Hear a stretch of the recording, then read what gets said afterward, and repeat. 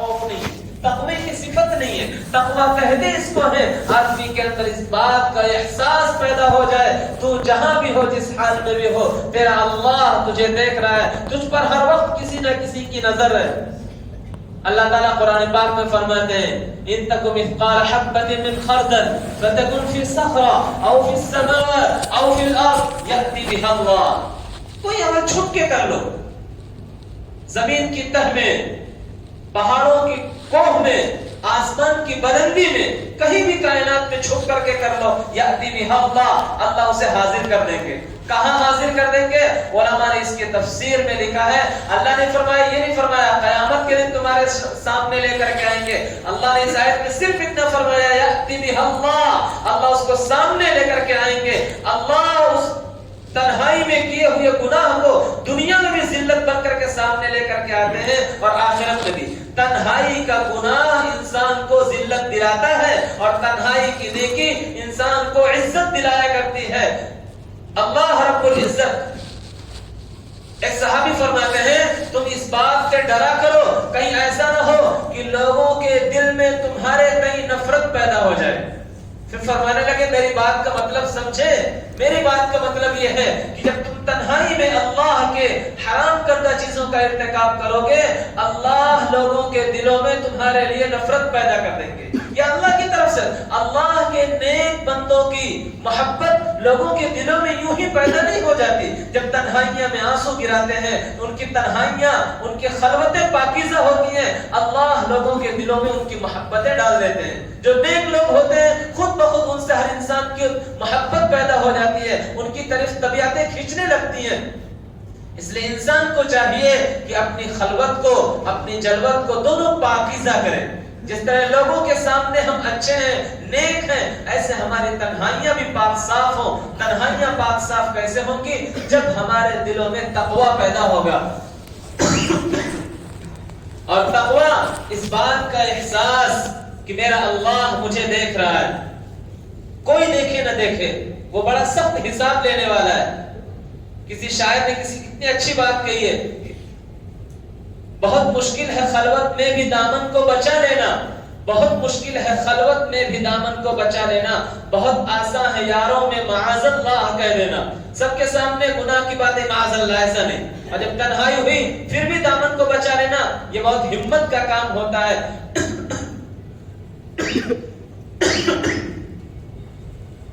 بہت ہمت کی بات ہوتی ہے.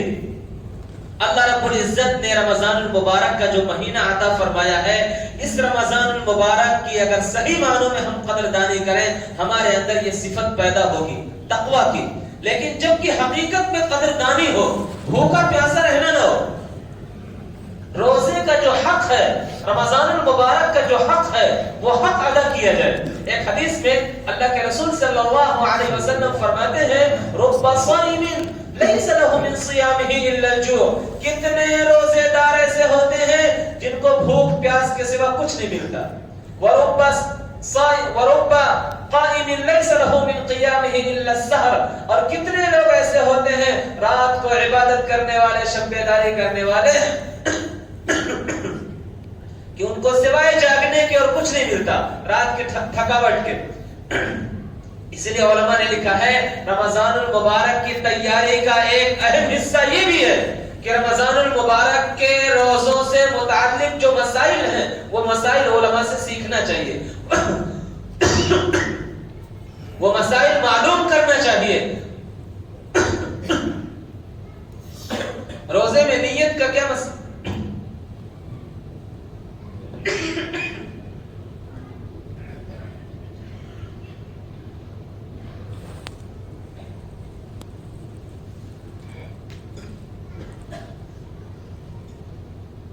روزے سے تقوی کی صفت اس وقت پیدا ہوگی جب روزہ حقیقت میں روزہ ہو. اللہ کے رسول صلی اللہ علیہ وسلم نے جو عمل جس طرح کر کے دکھلایا اس کو اسی انداز پر کرنا چاہیے. نماز جیسے اللہ کے رسول صلی اللہ علیہ وسلم نے پڑھ کے دکھلائی ہے ایسی نماز پڑھنے کی کوشش کرنی چاہیے. پھر یہ نماز اپنے پڑھنے والے کو بہت سارے حرام کاموں سے روک دے گی. اللہ کے رسول صلی اللہ علیہ وسلم نے فرمایا جو شخص قرآن پڑھے اور نماز پڑھے ہے اور اس کا قرآن اور نماز اس کو حرام کاموں سے نہ روکے تو حقیقت میں اس نے نماز نہیں پڑھی، وہ قرآن کو صحیح معنوں میں تدبر سے پڑھنے والا نہیں ہے۔ عمل کے اندر اللہ نے گناہوں سے روکنے کی صلاحیت رکھی ہے۔ اسی طریقے سے روزہ ہے، آپ نے فرمایا بہت سے روزے دار ایسے ہیں روزہ رکھتے ہیں لیکن بھوک پیاس کے سوا کچھ نہیں ملتا۔ کیوں؟ روزہ رکھ کر کے کسی کی غیبت کر لی، روزہ رکھ کر کسی پر الزام لگا دیا، روزہ رکھ کر کے کسی کو گالی دے دی، روزہ رکھ کر کے کسی سے جھگڑا کر لیا، روزہ رکھ کر کے کوئی گناہ کا کام کر لیا۔ جس طرح پیٹ کا روزہ ہوتا ہے، شرمگاہ کا روزہ ہوتا ہے، اسی طریقے سے آنکھ کا بھی روزہ ہے، اسی طریقے سے کان کا بھی روزہ ہے، اسی طریقے سے زبان کا بھی روزہ ہے، اسی طریقے سے ہاتھ اور پیر کا بھی روزہ ہے۔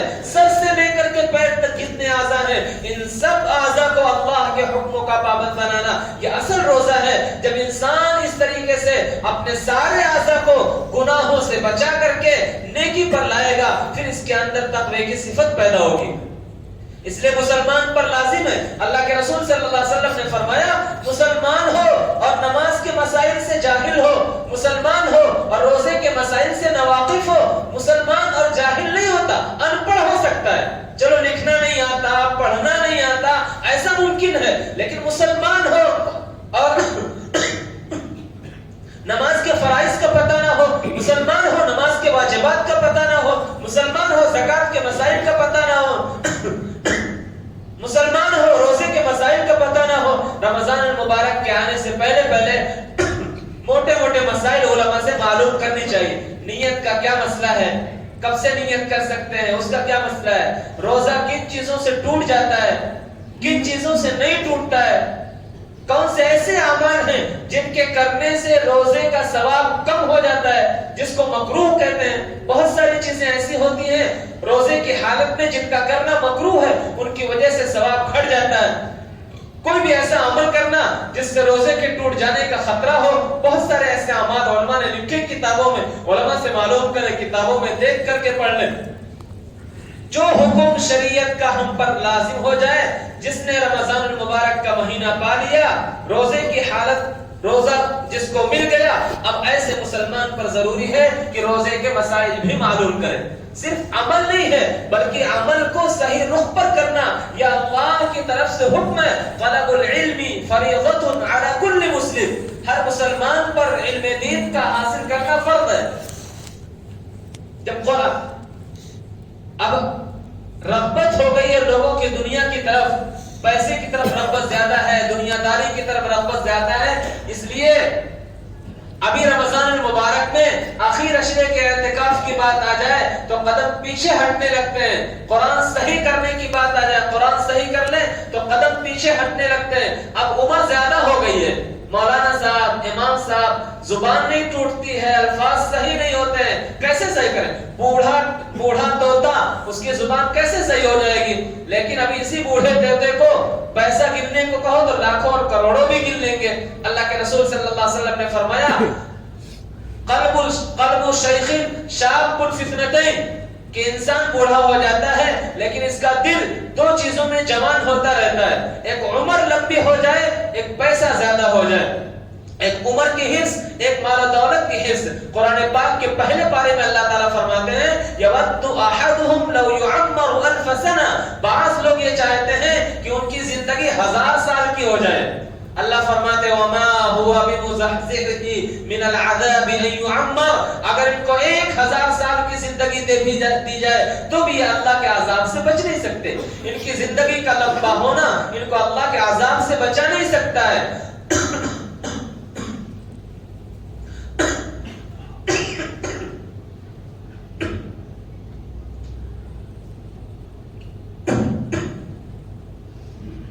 ان کی زندگی کا لمبا ہونا ان کو اللہ کے عذاب سے نہیں بچا سکتا ہے۔ تو اگر بوڑھے مسلمان کا، عمر دراز مسلمان کا دل مال کے بارے میں جوان رہ سکتا ہے، عمر اور زندگی کے لمبے ہونے کے بارے میں جوان رہ سکتا ہے، قرآن صحیح کرنے کے بارے میں اس کی ہمتیں پست کیسے ہو سکتی ہیں؟ قرآن صحیح کرنا، نماز کے مسائل معلوم کرنا، روزے کے مسائل معلوم کرنا، دین کی ضروریات کا علم حاصل کرنا، یہ بھی ہر مسلمان پر ضروری ہے۔ رمضان المبارک کا مہینہ ہم سب کے سروں پر بہت جلد آنے والا ہے، اس کی قدردانی، اس کی ابھی سے تیاری کر لیں۔ اللہ رب العزت صحیح معنوں میں ہمیں اس کی قدردانی کی توفیق عطا فرمائے۔ ہمارے یہاں گزشتہ کل 9 تاریخ کو عربی میں امتحان بھی ہوا، بچوں نے امتحان بھی دیا۔ انشاءاللہ جلسے میں کچھ تاثرات اور کچھ اس کے نتیجے آپ کے سامنے پیش کیے جائیں گے۔ سوموار کو اللہ رب العزت نے انسانوں کی ہدایت کے لیے قرآن پاک اتارا ہے۔ جتنا قرآن سے شغف ہوگا، قرآن سے تعلق ہوگا، قرآن سے الفت ہوگی، قرآن سے لگاؤ ہوگا، اتنا ہی یہ امت ترقی کرتی جائے گی۔ اور جتنا قرآن سے بعد ہوگا، قرآن سے دوری ہوگی، قرآن سے غفلت ہوگی، اتنا ہی یہ امت مسلمہ پستی میں گرتی چلی جائے گی، اتنا ہی امت مسلمہ پستی میں گرتی چلی جائے گی۔ ہمارے اسلاف، ہمارے بزرگ، انہوں نے قرآن کو سینے سے لگایا تو آسمان کی بلندیوں پر پہنچ گئے، لیکن ہم نے قرآن سے غفلت برتی تو آسمان میں ہم کو زمین پر اٹھا کر کے پٹک دیا۔ کیا آپ کو یاد نہیں ہے؟ آپ ہی وہ لوگ تھے جنہوں نے پورے عالم کے تہائی حصے پر حکومت کی ہے، جنہوں نے 800 سال تک اندلس میں حکومت کی ہے۔ آپ ہی کے آبا و اجداد تھے جنہوں نے اسی سرزمین پر اور اسی خطہ ارضی پر 800 سالہ حکومت کی ہے۔ وجہ کیا تھی؟ انہوں نے اللہ کے قرآن کو سینے سے لگا رکھا تھا، باطل کا انکار کیا، باطل کا انکار کیا، غیر قرآن کے نظام کا انکار کیا، قرآن کو سینے سے لگایا، قرآن کے نظام کو سینے سے لگایا، قرآن کے احکام کو اپنایا اور قرآن کی علوم کو پھیلایا۔ اللہ رب العزت نے انہیں دنیا میں بھی حکومت دے دی۔ اللہ ہی اس کائنات کے بادشاہ ہیں، اللہ یہ چاہتے ہیں کہ اللہ کے قرآن کا نظام سارے عالم میں قائم ہو۔ اللہ رب العزت نے قرآن کی نعمت ہمیں اور آپ کو عطا فرمائی ہے۔ ہمیں چاہیے کہ ہم خود بھی قرآن سے لگاؤ پیدا کریں، قرآن سے تعلق پیدا کریں، قرآن سے شغف پیدا کریں۔ قرآن کریم کی بہترین حدیث پاک میں اللہ کے رسول صلی اللہ علیہ وسلم نے فرمایا، قرآن ایسا پڑھو جیسا آسمان سے نازل کیا گیا ہے۔ قرآن کی بہترین تعلیم حاصل کرنا، اس کے مخارج کی درستگی کے ساتھ، حروف کی ادائیگی کے ساتھ، ایسے نہیں کہ بس ہم نے جو سیکھ لیا بس وہی ہمارے لیے کافی ہے۔ ما وجدنا علیہ آباءنا، جس پر ہم نے اپنے باپ دادوں کو پایا بس وہی ہمارے لیے کافی ہو۔ مسلمان، جس شخص کے اندر طلب ختم ہو جاتی ہے اس کی ترقی وہیں پر رک جاتی ہے۔ اپنے کو کبھی کامل نہیں سمجھنا چاہیے، اپنے کو کبھی مکمل نہیں سمجھنا چاہیے۔ جو اپنے کو محتاج سمجھتا ہے، اپنے کو طالب بنا کر کے رہتا ہے، اللہ اس کو ترقی عطا فرماتے رہتے ہیں۔ اللہ ہم بھی سیکھ لیں، ہم بھی مخارج صحیح کر لیں، اپنے بچوں کو صحیح قرآن کی تعلیم دلائیں۔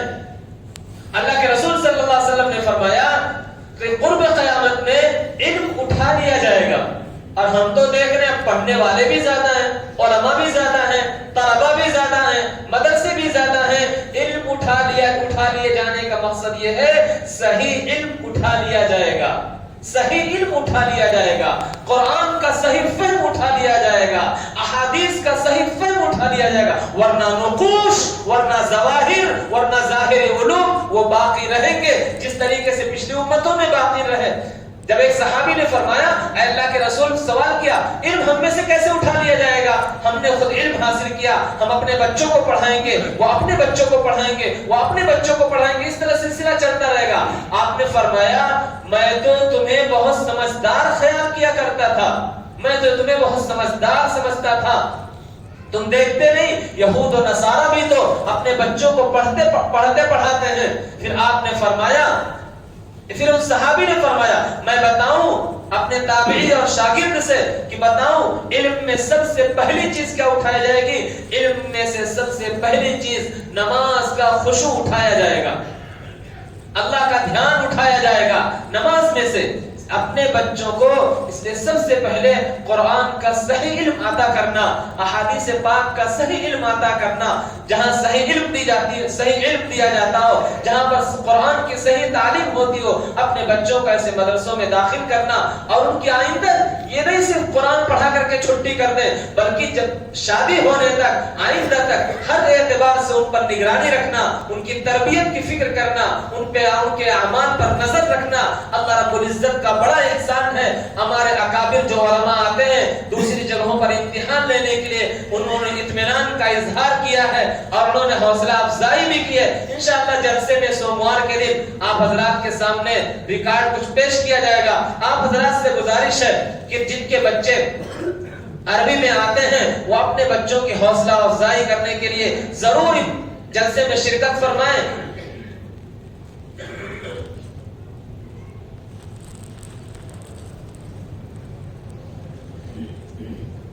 پروگرام انشاءاللہ سوموار کے دن صبح سے ہی شروع ہو جائے گا، صبح 8 بجے سے۔ آپ حضرات سے گزارش ہے اپنے بچوں کے ساتھ بھی آئیں، نہیں آتے ہیں بچے، جن کے بچے نہیں وہ بھی تشریف لائیں۔ آپ حوصلہ افزائی کریں گے، دیکھنے سے خود کو بھی ترغیب ملے گی اور خود کا بھی دل چاہے گا انشاءاللہ ہم بھی اپنی اولاد کو، اپنے رشتہ داروں کو پڑھائیں گے، آگے بڑھائیں گے۔ تو سوموار کو انشاءاللہ صبح سے جلسے کا آغاز ہو جائے گا۔ آپ حضرات سے گزارش ہے کہ اپنے بچوں کے ساتھ تشریف لائیں۔ مستورات کا بھی انتظام کیا گیا ہے، ان کا بھی انشاءاللہ صبح سے ہی پروگرام رہے گا، وہ بھی تشریف لائیں گی اور ان کے ذریعے سے انشاءاللہ حوصلہ افزائی ہوگی بچوں کی۔ پورا نظام انشاءاللہ جلسے کا بعد میں بتا دیا جائے گا مزید۔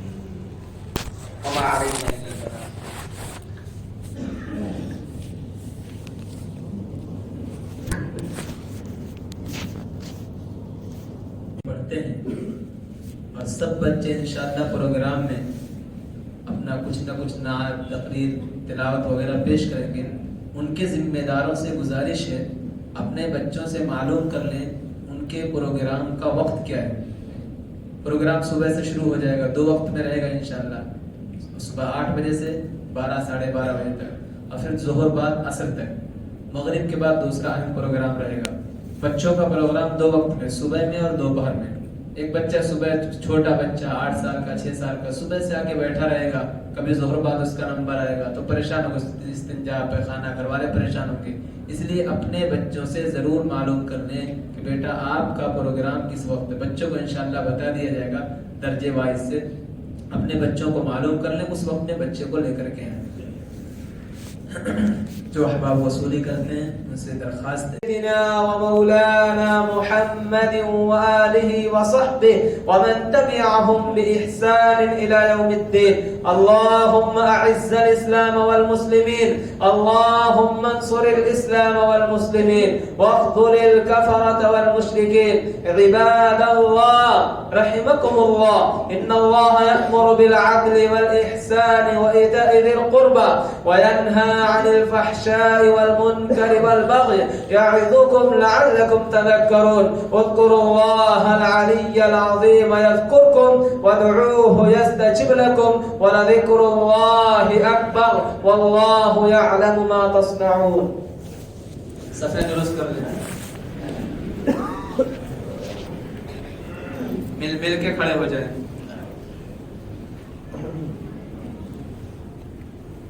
سب سیدھی کرنے کے لیے ایڑیاں دیکھیں، ایڑی برابر ہوگی تو سب سیدھی ہوگی، سب سیدھی ہوگی تو نماز مکمل ہوگی۔ راستے میں بھیڑ نہ لگا، اوپر نکل جائیں، اوپر ٹیرس پہ جگہ خالی رہتی ہے اور راستہ یہاں پیچھے جام کر دیتے ہیں۔